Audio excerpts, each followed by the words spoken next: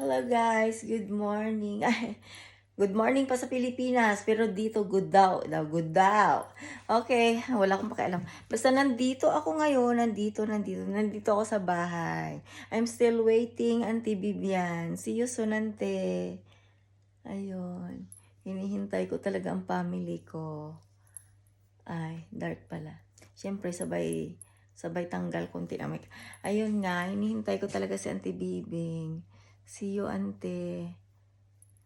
Sana makita ko lahat ng family ko. Siyempre, looking forward to see my family, all my family and friends. Hello. Hello. Parang nag-islang-islangan lang. Ayun nga. New day, new life. Habang may buhay, may pag-asa. Pero dito, mahirap ang pag-asa. Nalaki ang aking ilong. Mahirap ang pag-asa sa taong maraming kaahang sigbin-sigbina. Ayun nga, I'm waiting to Auntie Bibian. See you soon. Ang ganda ko ngayon, di ba? Kailangan ko daw magkulong. Kabado kasi sila na makita ang beauty ko sa social media. Look, do you think I'm baliw? Ay, nasira. Nasira ako kasi yan kasi never mind about it. Kasi ganito yan. Ayaw nila akong lumabas kesyo para alam mo na.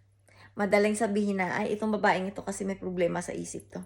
Pero sa totoo lang, may tuliling kasi talagang utak ng taong gusto akong siraan sa social media. Ay, malay ko ba sa kanila? Ito ba mukha ba itong baliw? Oh. Ito nga pala yung ano ko. Itong suot kong damit. Ayan yung time na, alam mo na. Wait. Oops.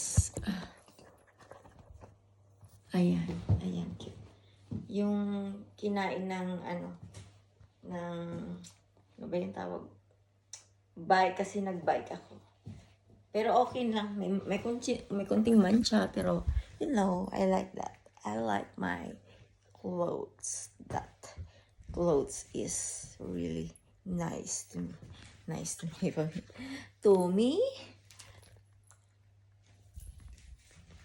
Magulo ang bahay, nag-aayos talaga ako. Tsaka hinintay ko kasi sa ante. Kailangan ko na rin ayusin yung mga gamit ko para alam mo na makalarga ako. Tsaka yung mga basura ko kailangan ko na rin itapon.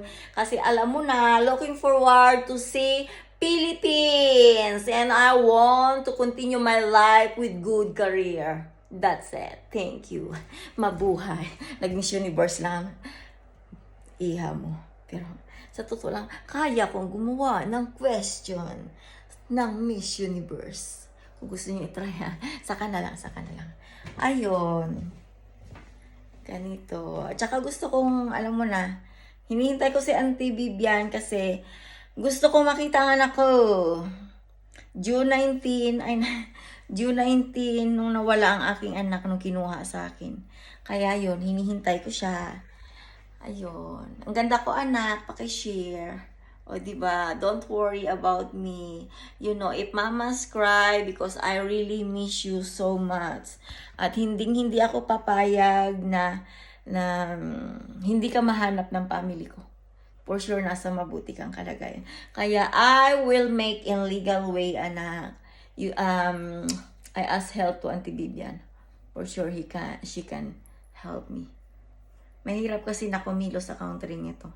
Yun ang totoo. Mahirap kumilos kasi hindi ka binibigyan ng pagkakataong kumilos. Hindi ka nga binibigyan pagkakataong gamitin ang card mo eh.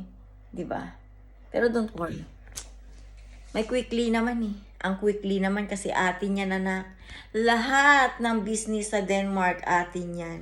Kaya kung iniisip nila na I'm scared to going out, well, they are filled many times. I will go out and buy something if I want. But this time, you know, I stay home because I need to clean up and throw it out all the garbage that they leave here inside the house that I need to, you know, throw it out. And then some of your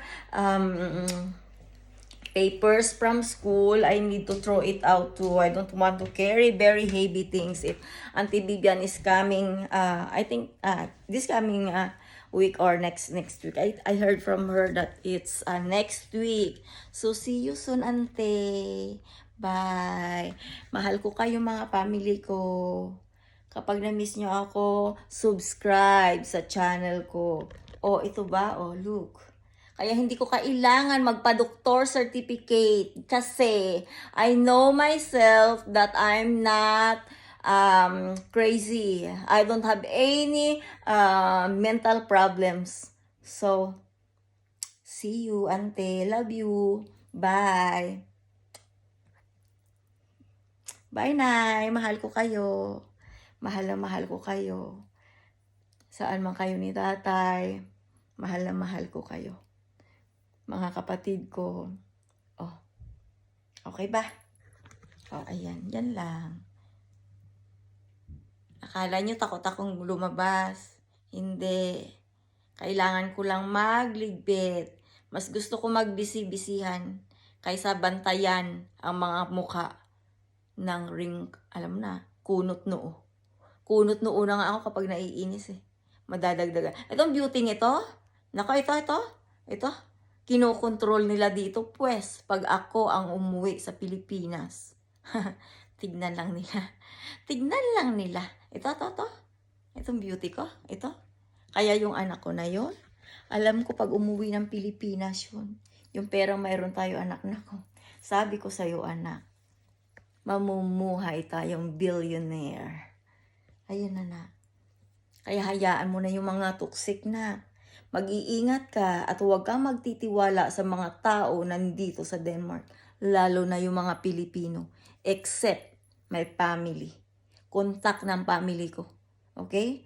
Ask help to my own family in Philippines. Okay? Alam mo naman yung sibling naman. You know who is my siblings. Yun lang, anak. Ask them help. Not people here, especially Pilipina.